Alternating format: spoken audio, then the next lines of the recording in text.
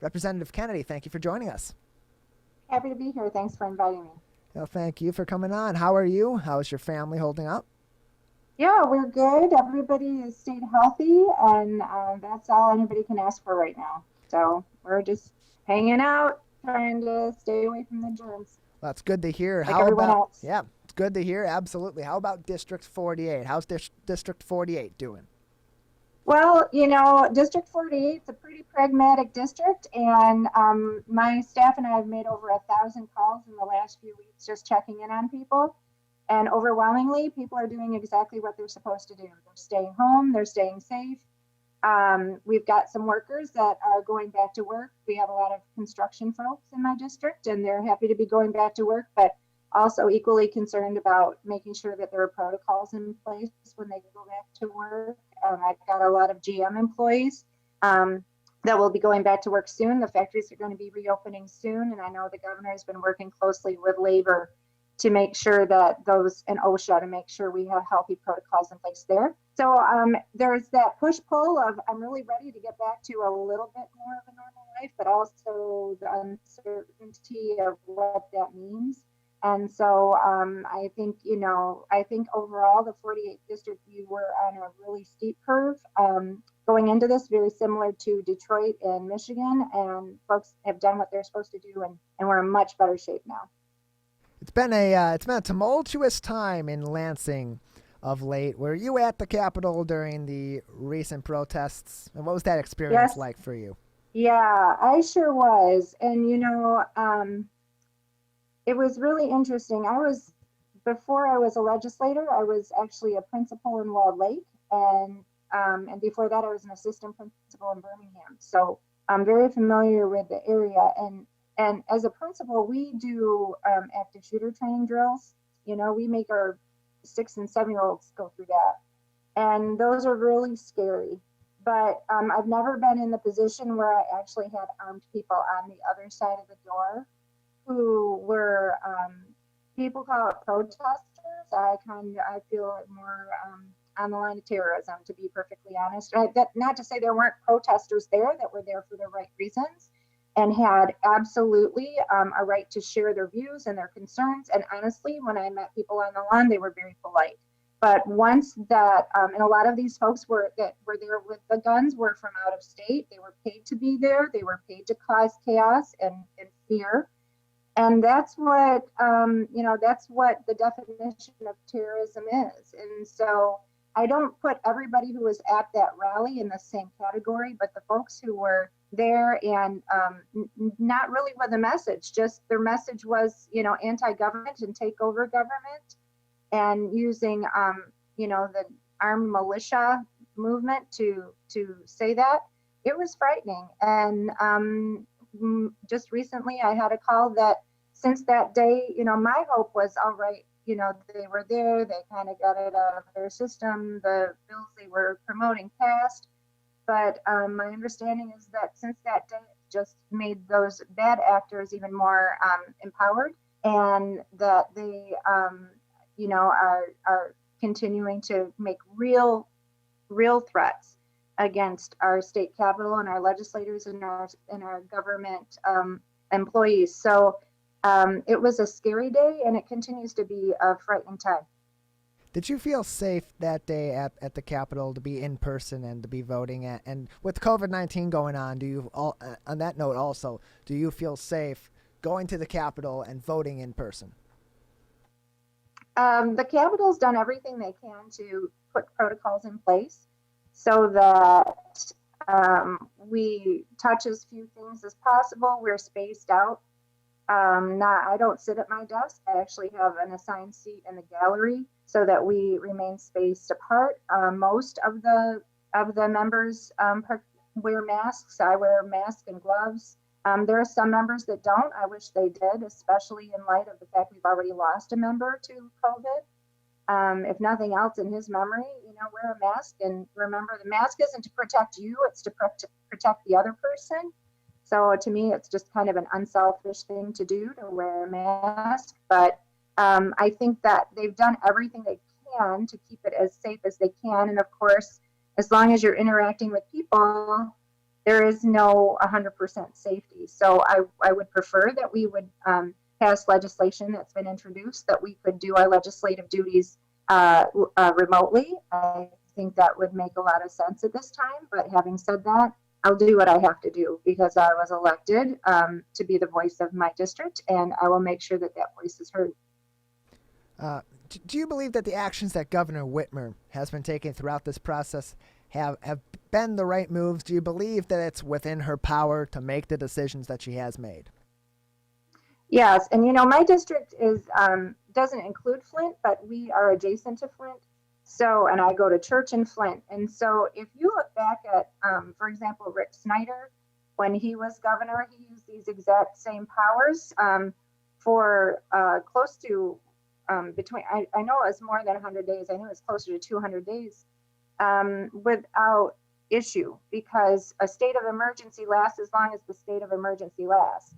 That's been something that a number of governors have used in the past. It's a law that goes back all the way to 1946. It has never been challenged. And so absolutely she has the right to use her executive powers when we are in a state of emergency. When we fail to be in a state of emergency, then of course those emergency powers would not be appropriate. Having said that, I think it's also appropriate that legislature has oversight of how that money is being spent and that our tax dollars are being used appropriately and that the government is working for the people. So there's certainly, and there's plenty of legislation to be had. We're going to have to adjust our budget that we had already passed for this year because we won't have the revenues. We have to, we're still in the budget process for next year. And we have a number of COVID legislation that needs to be passed to make sure that our citizens are protected. So the legislature still has a huge role to play in this, but that doesn't mean that the governor doesn't have her full authority to use executive powers when we're in a state of emergency.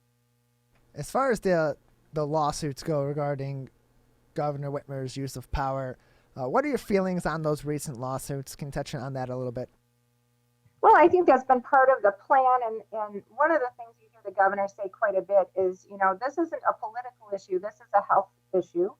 And the leadership of our House and Senate, unfortunately, right now, rather than being participants in that and participating under with the executive authority that the governor has and having conversations with her to make sure that their input is heard, have decided that they're going to make this a political issue. So the plan has, I believe, has always been that they would pass legislation that they knew didn't have a leg to stand on as far as legally. And then when the governor would veto it, they would create a lawsuit. This just keeps that negative conversation in the headlines longer, and it doesn't really help us get to where we need to be, which is in post-COVID world where people are working in a safe environment, where we're making sure that people have access to health care and testing, and we're getting resources that our first responders need and our nurses need. To me, it's a distraction, and I don't think it's the right path. But I'm not surprised. It's very similar to the path they took when we were negotiating a budget last year. Going forward, what challenges State Representative Sheryl Kennedy from the 48th District in the Michigan House of Representatives, what challenges does the state face as it begins to open? Well, my background is in education, and I tend to focus my legislative work in the world of education. As I said, I was principal of Geisler Middle School in Walled Lake for 6 years, and before that, I was the assistant principal at Derby and Berkshire and Birmingham, and I'm also on the Appropriations Committee. So my focuses tend to be around state budget and specifically education. So I'll speak to that although we are going to get some CARES Act dollars to the state of Michigan, those CARES Act dollars won't begin to fill the lack of revenue that we have not been able to collect because our revenue primarily comes from sales tax, and people haven't been buying things like cars and boats and homes, and we haven't been going out for dinners and all those things that we normally raise a lot of sales tax. So we're going to be in a revenue shortfall. In education, we're looking at a shortfall over the course of both of 2 years, this budget and next year's budget, probably between $3 and $7 billion.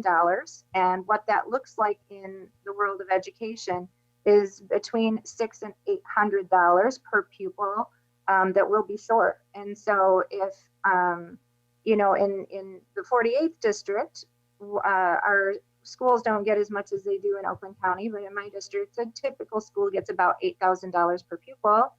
And so if you cut, 10% of that, that's a lot. And that's going to really affect what we can do in public education.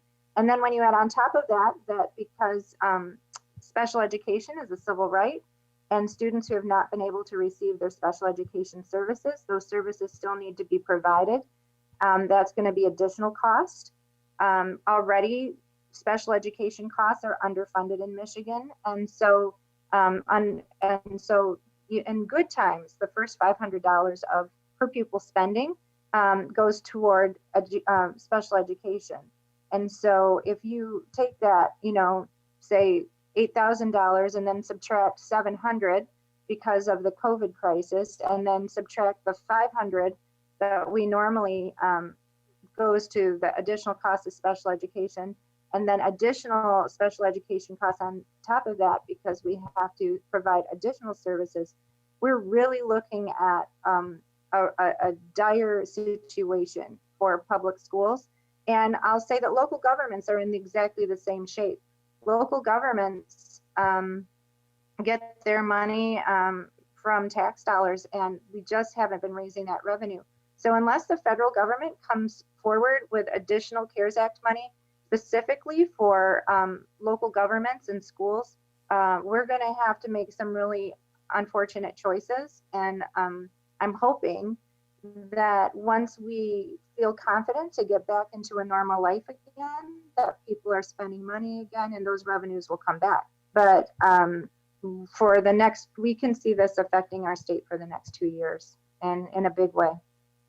So with education being as critical as it is for innovation in business and in the medical field, and just keeping our state on a forward path in a greater trajectory, we spoke earlier on this week with Kenneth Gutman, the current superintendent in the Walled Lake School District, where you were once a principal at Geisler Middle School, and he said that that Walled Lake was just at the point this year where they were reaching a point of recovery from where they were at financially in 2008, and they, with the upcoming crisis, could go right back to that point in the coming year and the coming years. What are you and your colleagues on both sides of the aisle working on in order to ensure that our education system, which has been thriving of late, doesn't have a major setback because of the financial hits of COVID-19?